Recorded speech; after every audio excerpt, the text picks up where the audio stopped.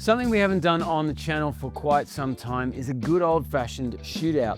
Given we just did a review of this IDX100, we thought it was only fair to compare it to probably its closest direct competitor on the market, which is the Boss Katana.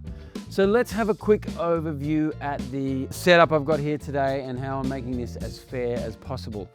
Both amps are being recorded by the exact same UA dynamic microphone. They are going into the same interface with the same gain settings, and they will have zero changes to the EQ or anything in post-production. I am playing this guitar into a pedal behind here that is simply splitting me into both at the same time. So there'll be no difference when we compare the sound. There'll be no difference in the changes in my playing. We'll be comparing the exact same part between both amps. I want to start off by comparing the features of these two amps very quickly. Both of them are, as you can see, very portable. They're both very lightweight. They are both 100 watts. They are both single 12-inch speakers.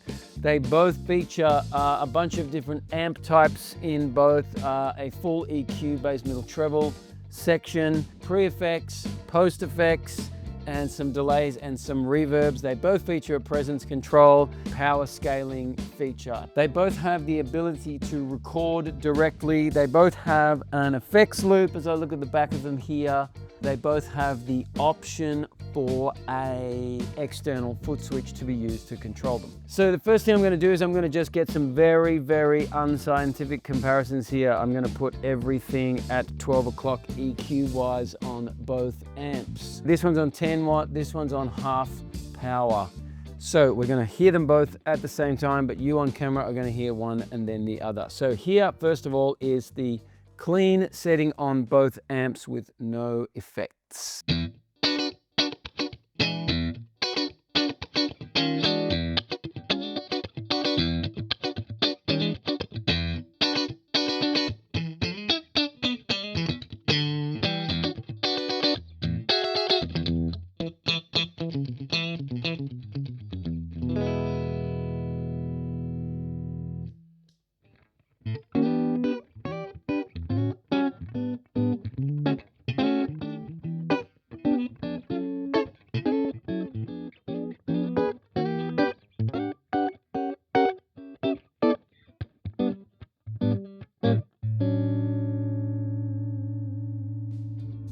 Let's go to a slightly pushed setting. So this is the clean bright on the Blackstar, and this one is literally called pushed on the Boss. The volumes and the EQs and the gains of both amps are at 12 o'clock. So here is my pushed clean sound.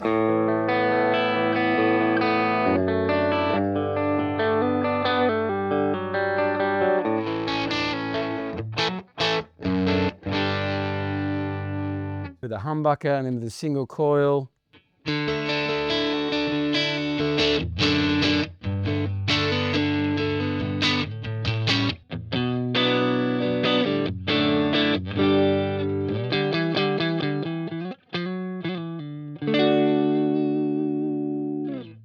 All right, let's get a little bit crunchier, and we're going to go to the super crunch on the Blackstar, and we are going to go to the lead setting on the Katana.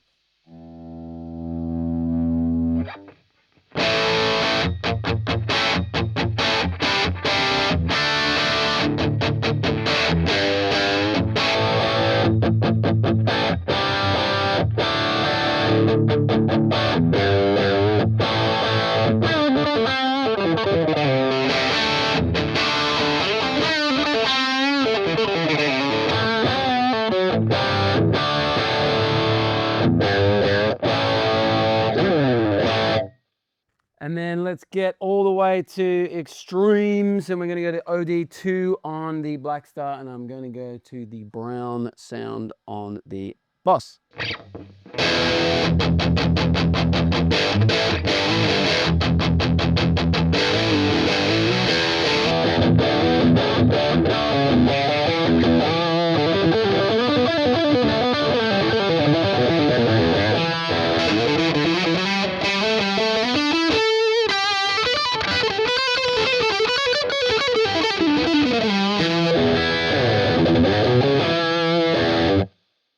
So both sound pretty awesome, as you can hear. Let's look at some other features. I'm going to go back to the kind of clean, bright, and the pushed setting on this.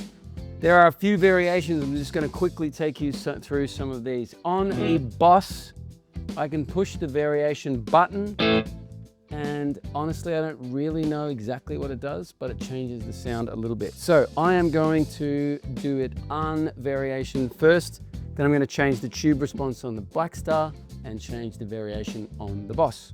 So here it is, first unchanged.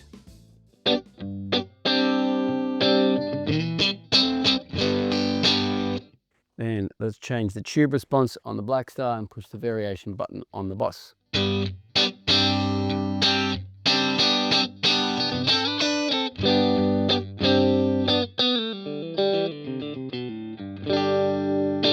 So a little bit of a feel difference in both of them. I actually think I prefer that variation on the Boss. I'm going to go back to the EL84 on the Blackstar. All right, now effects, very quickly. The booster is the pre-effects on the Katana. Now I have got a button here that I can push and it gives me either a orange, a green, or a red booster. Now I don't really know exactly what they are, but they are variations of the boost. There is also this two kind of double knob thing. I don't know exactly what you call it, but they're sort of accidentally controlling each other both. It's a little bit fiddly, to be honest. Anyway, I've then got modulation, which has again a green, a red, an orange one. I'm not sure exactly what they do, and that is a strike for me for the Boss because I'm not 100% sure what they are. But anyway, let's have a quick listen. I'm going to turn my modulation up here on the Boss. Sounds like we've got a chorus. Heavier phaser, flanger. Again, it's hard to know what is what with the Boss. Whereas if I come over and put the modulation on the Blackstar, I can choose a chorus, and I am now 100% sure that I am choosing a chorus. I can also change the rate and the depth of this. I can select a flanger or two different types of phases. A univibe, tremolo, harmonic trem, optical trem, vibrato, lots of options, but I know what I'm choosing on this. I've got some other effects over here on the Boss, which I think are like trim and stop. Let's have a listen. But again, a strike for the Boss is that I don't know what they are. So.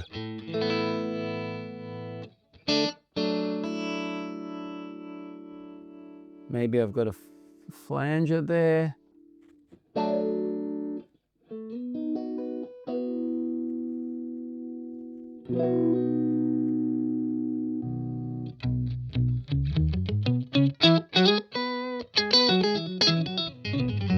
Kind of an octave there. But again, like I'm fumbling a little bit in the dark with the Boss here, whereas I know exactly what I'm selecting on the Blackstar. Let's go to the delays. Now the delay on the Blackstar, I can choose, both of them, both amps have tap tempo, by the way. I can choose which delay I want, analog or digital or tape. And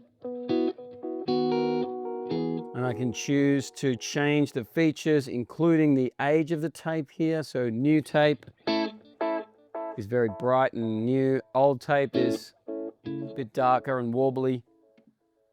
Mix and feedback controls, all of those sort of controls that I would want for delay are on the Blackstar. In the Boss, if I push the delay, I again have a green, red, and an orange type of delay, but I'm not 100% sure what they are. I also only have a level control for the delay, so I can't control how many repeats there are or anything like that. So if I wanted less repeats than that, I'd have to get an app out, I think, and get in there and change that and save that, and that's a little bit fiddly. Anyway, the delay, they both have delays and they both have reverbs. Again, a red, a green, and an orange reverb on the Boss. but I know exactly what I'm choosing on the Blackstar. So let's put that sounds like a hole on both of them. So I can choose the mix and the size on the Blackstar. Here I've really just got a mix level.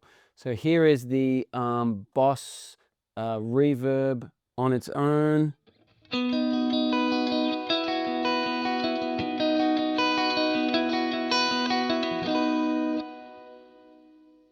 So it sounds nice, don't get me wrong.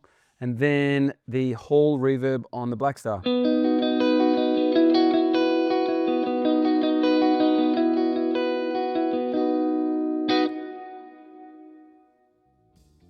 So both of them are definitely nice sounding reverbs. I just know what I'm controlling and what I'm changing on the Blackstar, and I would have to memorize what each one of those colors were on the Boss. The Boss also has a presence control, which is easily accessible here. So there's a tick for that. The Blackstar, you have to hold this shift button and then go to the presence control there.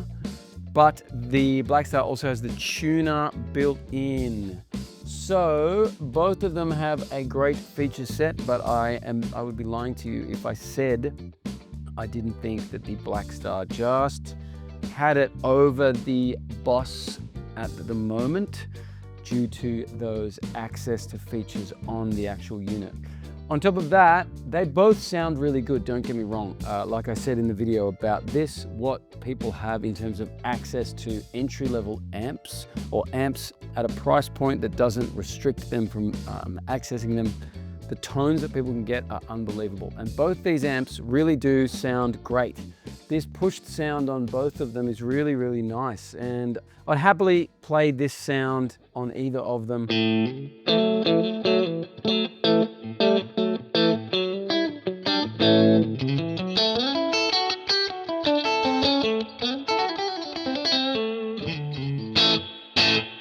So either way, I would be happy with the tone of these, but I think that the features that the Blackstar have kind of, for me, makes it just slightly the winner here.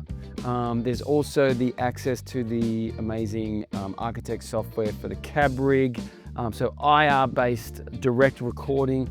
You can record directly using a IR output, but I don't know if you can change that on the Boss. I think it's just one IR that you can record with. So it is a really, really awesome time to be a guitarist, is I think my main takeaway from this.